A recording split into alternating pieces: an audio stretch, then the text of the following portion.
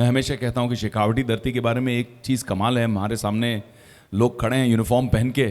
किसी भी घर में एंटर करो, हर दूसरे घर में या तो आपको यूनिफॉर्म टंगा हुआ मिलेगा या फोटो मिलेगी माला के साथ में किसी शहीद की।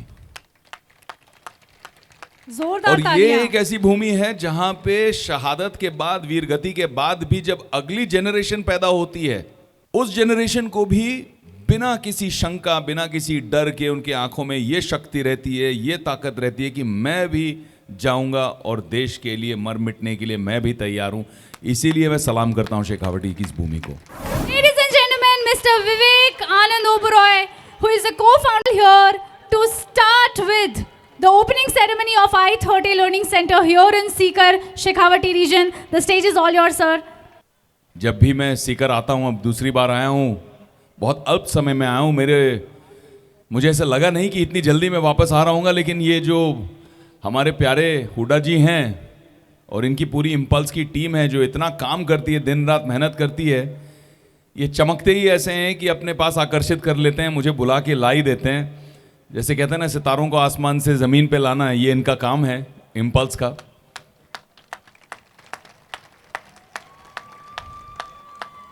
हाँ, और आवाज़ करने वाली इम्पल्स की पूरी टीम दिख रही है मुझे यहाँ से। नहीं, जोश ऊर्जा सुपर्ब है, लेकिन यही जोश और ऊर्जा मुझे पढ़ाई लिखाई में भी देखनी है। हाँ, प्रॉमिस किया है आप लोगों ने। Very good. शिक्षा बहुत अहम चीज़ है, बहुत इंपॉर्टेंट चीज़ है। मैं तो शेखावटी भूमि को बहुत मानता हूँ। न सिर्फ ये शिक्षा भूमि है, बट मेरे लिए तो ये तपोस्थली है। जो बच्चे यहाँ पढ़ते हैं, जो टीचर्स यहाँ पे दिन रात मेहनत कर कर बच्चों को पढ़ाते हैं, तैयार करते हैं, इतने कम समय में इतनी फास्ट ग्रोथ हुई है एजुकेशन सिस्टम में। यहाँ पे इकोसिस्टम इतना तेज़ बढ़ा है। जो सैक्रिफाइसेस सबके पेरेंट्स करते हैं, कोई समय का, कोई पैसों का, कोई यहाँ पे आकर कहीं रह जाता है कि बच्चों के ऊपर ध्यान दे पाएँ, ठीक से बच्चा पढ़ लिख ले, तो ये भी एक तप ही है पूरा। इसके अलावा मैं हमेशा कहता हूँ कि शेखावटी धरती के बारे में एक चीज़ कमाल है। हमारे सामने लोग खड़े हैं यूनिफॉर्म पहन के। यहाँ पे हर घर में, आप कहीं भी चले जाओ, किसी भी घर में एंटर करो, हर दूसरे घर में या तो आपको यूनिफॉर्म टंगा हुआ मिलेगा या फोटो मिलेगी माला के साथ में किसी शहीद की। जोरदार और ये तालियां। एक ऐसी भूमि है जहां पे शहादत के बाद, वीरगति के बाद भी जब अगली जनरेशन पैदा होती है, उस जनरेशन को भी बिना किसी शंका, बिना किसी डर के उनके आंखों में ये शक्ति रहती है, ये ताकत रहती है कि मैं भी जाऊंगा और देश के लिए मर मिटने के लिए मैं भी तैयार हूं। इसीलिए मैं सलाम करता हूं शेखावटी की इस भूमि को।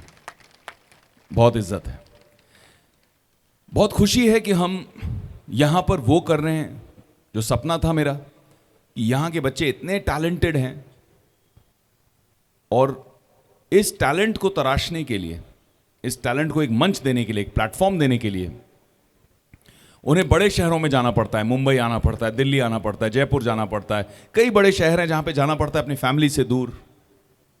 बहुत ज़्यादा हार्डवर्क है, बहुत ज़्यादा मुश्किल है।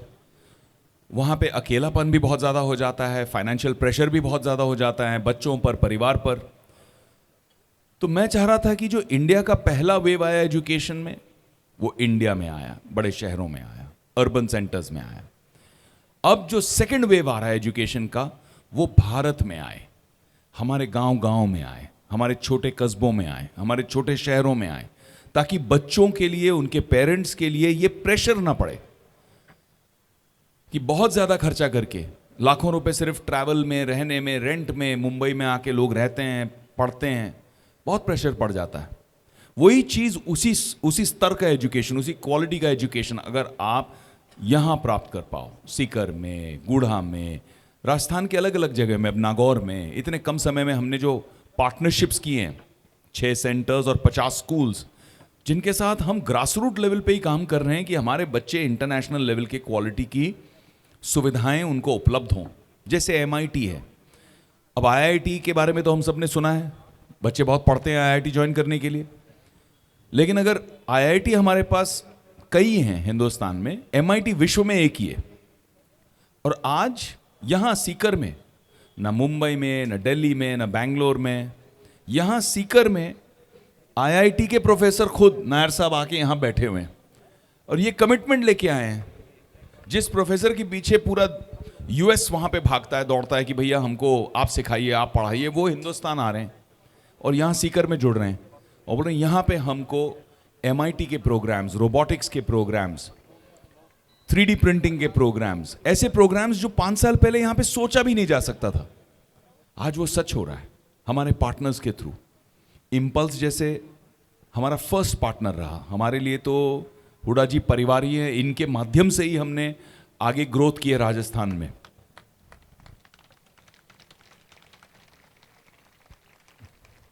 और आज इतने अल्प समय में 4 से 5 महीने में 6 लोकेशंस पे हमारे i30 लर्निंग सेंटर्स और 50 से ज्यादा स्कूल्स आज आप टाई अप करके बैठे हैं, जिसमें आप बच्चों को टॉप क्वालिटी एजुकेशन बहुत कम भाव में, बहुत कम दाम में दे पाएंगे।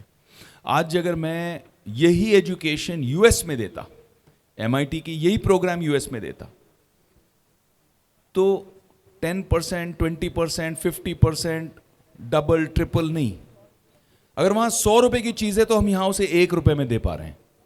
इतना डिफरेंस है, 100 टाइम्स का डिफरेंस है, इतना डिफरेंस है। तो हम अपने बच्चों को ये सारी इंटरनेशनल क्वालिटी की चीजें यहां पे दिलाने की कोशिश कर रहे हैं, अच्छी एजुकेशन देने की कोशिश कर रहे हैं। और मुझे मालूम है कि बच्चे भी बहुत मेहनत कर रहे हैं। मुझे पेरेंट्स बच्चों दोनों तक एक संदेश पहुंचाना है। पेरेंट्स बच्चों को समझें, बच्चे लायक हैं, मेहनती हैं, एफर्ट करते हैं। 99.99% बच्चे जो हैं वो फोकस्ड रहते हैं। जो मैंने इम्पल्स के बच्चे देखे हैं वो तो 100% फोकस्ड रहते हैं, लेकिन उन्हें प्रोत्साहन की जरूरत रहती है। उनको इंस्पायर करते रहना बहुत जरूरी है। टीचर्स तो करते ही हैं, बट पेरेंट्स को भी पॉजिटिवली इंस्पायर करना जरूरी है। क्या होता है कि बच्चों से ज्यादा प्रेशर हमारे घर में मम्मी ले लेती है। बच्चा पढ़ाई कर रहा है कि नहीं कर रहा है, उससे ज्यादा प्रेशर मम्मी को है कि बच्चा पढ़ाई कर रहा है कि नहीं कर रहा है। वो होता है ना, जैसे अगर आगे कोई गाड़ी चला रहा हो, नया नया लर्निंग लाइसेंस लेके, और आप बगल में बैठे हैं या पीछे बैठे हैं, आपके हाथ में ना स्टीयरिंग है ना ब्रेक। काफी मर्द होंगे यहाँ जिन्होंने अपने घर वालों में किसी को सिखाया होगा ड्राइविंग। तो हम जब चलाते हैं, सामने वाला चलाता है और हमें आदत रहती है नॉर्मली स्टीयरिंग पकड़ने की, तो हमारे यहाँ पैर चलते हैं, हाथ चलता है, लेकिन गाड़ी कोई और चला रहा है। सही बोल रहा हूं मैं? तो इसी तरह माएँ हैं जिनको लगता है मैं क्या करूं और क्या करूं, बच्चा पढ़ रहा है कि नहीं पढ़ रहा है, ध्यान दे रहा है कि नहीं दे रहा है। कमिटमेंट बहुत है। मुझे आज भी याद है जब मैं पढ़ाई करता था और मैं बहुत अच्छा स्टूडेंट रहा, अपने टॉपर रहा ज़्यादातर अपने स्टूडेंट करियर में, लेकिन वो जब थकान होती थी 12 बजे 12:30 बजे रात को, और 2 घंटे खींचना होता था, पढ़ाई और करनी होती थी, पोर्शन बाकी होता था, वो बिना ध्यान दिए सडनली एक हाथ आ जाता था, माँ का दूध होता था वहाँ पे गर्मा गर्म, और एक हाथ फिर जाता था सर पे, ऊर्जा आ जाती थी 2 घंटे के लिए और कि ये पी लो और पढ़ाई कर लो। ये जो हमारी माओं का कंट्रीब्यूशन है घर पे, यह अमूल्य है। अब वो शायद मोबाइल पे हो या फिजिकली हो, हाँ ना, वहाँ पे सब बच्चे हाँ हाँ कर रहे हैं, मोबाइल पे आ जाता है फ़ोन मम्मी का रात को, पढ़ रहे हो नहीं बेटा, सही टाइम पे सो रहे हो कि नहीं। हाँ, अब इसमें बच्चों को प्रोत्साहन देते रहना है, प्यार देते रहना है, लेकिन ये भी समझना है कि जब बच्चे इतने प्रेशर गेम में होते हैं तो कहीं ना कहीं वो प्रेशर जो उनके सर में बन रहा है, शायद थोड़ी सी लोनलीनेस बन रही है, अकेलापन महसूस हो रहा है, ऐसे समय पे बच्चे वल्नरेबल होते हैं। हम कुछ ऐसा ना कह दें जिससे बच्चे कुछ गलत स्टेप ले लें। हम कुछ ऐसा ना कर दें, इतना प्रेशर डाल दें बच्चों पे कि बच्चों को वो प्रेशर से कोई ऐसी गलती कर बैठे जिससे फिर उन्हें अपनी जान से हाथ धोना पड़े। ऐसा होता है, प्रेशर में बहुत बार होता है ऐसे। पर यह चीज बहुत जरूरी है कि हम as a family, as an environment, as teachers, एक बहुत पॉजिटिव एनवायरनमेंट बच्चों के अतराफ बना के रखें। मुझे मालूम है कि हमारे यहाँ जितने टीचर्स हैं, इम्पल्स में जितने टीचर्स हैं, हमारे जितने पार्टनर्स हैं, वो तो मेंटेन करते हैं बहुत पॉजिटिवली। बच्चों के लिए भी यही चीज़ कहना चाहता हूँ मैं कि आप मेहनत करो, बट प्रेशर नहीं लेना है।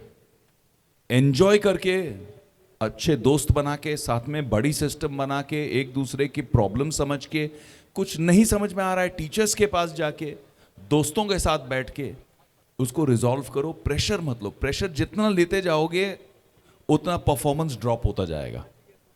जितना कम प्रेशर लोगे उतना अच्छा परफॉर्मेंस होगा। मैं अपनी बात बताता हूं, एग्जाम से पहले सारे लोग कंफ्यूज हो जाते थे कि एग्जाम से 3 घंटे 4 घंटे पहले ये लड़का जाके फिल्म देख रहा है। फोन करके मेरे घर वालों को बोल देते थे, अरे उसको तो थिएटर के बाहर देखा, वो तो पिक्चर देखने गया है, आज एग्जाम नहीं है उसका। और फिर जब मैं टॉप करता था और मम्मी पापा को बुलाया जाता था सेरेमनी के लिए, अवार्ड सेरेमनी के लिए, जब मुझे फर्स्ट प्राइज दिया जाता था, तो वो बोलते थे ये कैसे करता है पता नहीं। क्योंकि प्रेशर जो है वो दिमाग को बहुत स्ट्रेस में दे देता है। स्ट्रेस में आप जानते हो, आपको पता है कि आप जानते हो। कितनी बार आपके साथ होता है कि पेपर खत्म हो गया, बाहर निकले, बोले यार ये तो बड़ा इजी था, ये तो मुझे आता था, वहाँ क्या हो गया, वहाँ क्यों नहीं दिमाग चला मेरा। वो स्ट्रेस की वजह से, वो प्रेशर की वजह से। तो स्ट्रेस और प्रेशर हमने लेना नहीं है।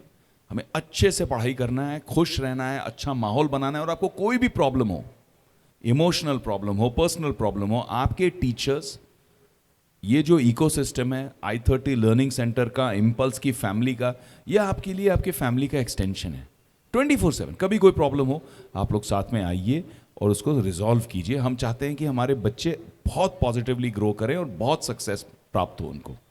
और लास्ट और फाइनल चीज़ मैं ये कहना चाहूँगा आप लोगों से कि मेरा सपना है कि शेखावटी से मैं अपने i30 लर्निंग सेंटर से, इम्पल्स से, गुडा इंटरनेशनल से, हमारे जो एसोसिएट्स हैं ये ग्रुप्स में से 1 to 9 का सिंगल नंबर रैंकिंग हमारा निकले।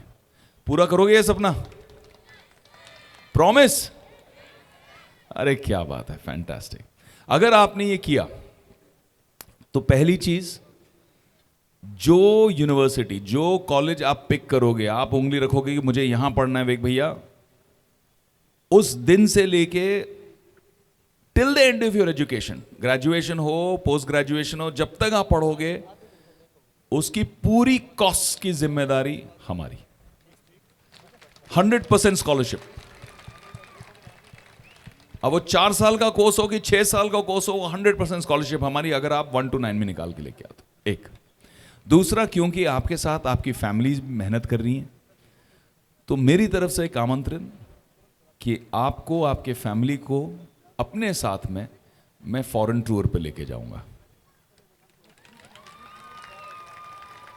कैसे लगी डील? अच्छी है ना? आप मेहनत करोगे? प्रॉमिस? चलो ठीक है, मुझे खूब प्राउड फील कराना, एंड आई एम होपिंग कि मेरा ये सपना पूरा हो। थैंक यू सो मच, आप लोगों ने इतना इंतज़ार किया। मैं माइक वापस अपने भाई को, हमारे पार्टनर को, हुडा जी को देता हूँ। आगे कर्नल साहब भी बहुत कुछ शेयर करेंगे आपके साथ, नायर साहब भी बहुत कुछ शेयर करेंगे आपके साथ, और उम्मीद ये है कि हम जल्दी मिलें और थोड़ी बहुत गुड न्यूज़ के साथ मिलें।